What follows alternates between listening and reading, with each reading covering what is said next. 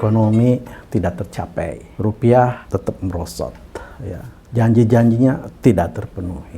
Di akhir jabatannya bahkan ditumbangkan oleh gerakan rakyat.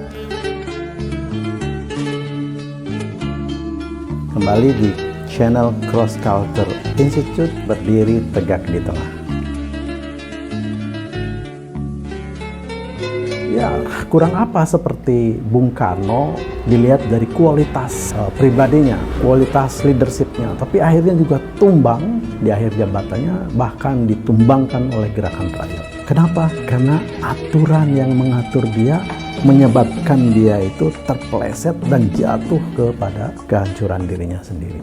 Karena aturannya begitu. Pak Harto orang yang menurut saya termasuk orang yang luar biasa, dia hebat. Dia bisa menata republik ini, dia bisa menata pemerintahan ini dengan sistem hukum yang baik, dengan perencanaan pembangunan yang teratur, dengan tujuan-tujuan yang terukur dan tercapai. Tapi kemudian di ujung jabatannya dia juga harus lengser karena diturunkan oleh rakyat. Sampai kepada Pak Habibie.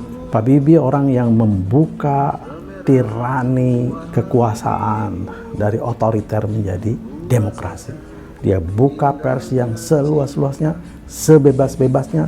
Semua tahanan politik dia keluarkan karena penjara hanya untuk tahanan kriminal. Timur dia kembalikan kepada rakyatnya, tapi akhirnya juga dia malah tersisih oleh partainya sendiri. Sampai kepada Gus Dur. Saya setuju, saya senang dengan cara berpikir Gus Dur, ya. Tahu dia mengerti memimpin. Tetapi karena dia dilahirkan oleh aturan yang buruk, ia datang dari partai yang kecil, dipilih menjadi presiden dan kemudian diimpeach lagi oleh orang yang memilihnya.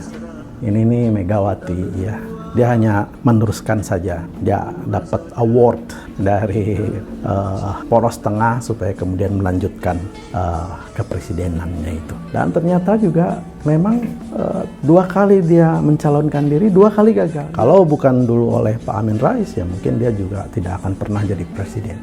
Nah, kemudian SBY datang dari partai yang 8%. Tapi kemudian karena sistem seperti ini, dia bisa menjadi pesaing, menjadi calon presiden yang didukung oleh majority partai yang kemudian menjadi syarat dia itu bisa mencalonkan diri. Sistem lagi, ya untunglah karena kemampuan dia relatif bagus dari kapasitas dirinya, ya dia bisa 2 kali terpilih. Nah, sampai kepada Presiden Jokowi, ya karena sistem juga dia bisa menjadi presiden. Karena sistem yang buruk yang saya maksud bisa jadi presiden. Sebelum selesai jadi wali kota, dia mencalonkan diri jadi gubernur.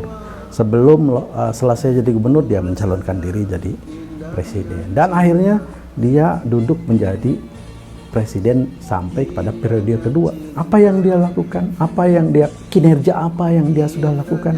Ekonomi tidak tercapai, rupiah tetap merosot, ya.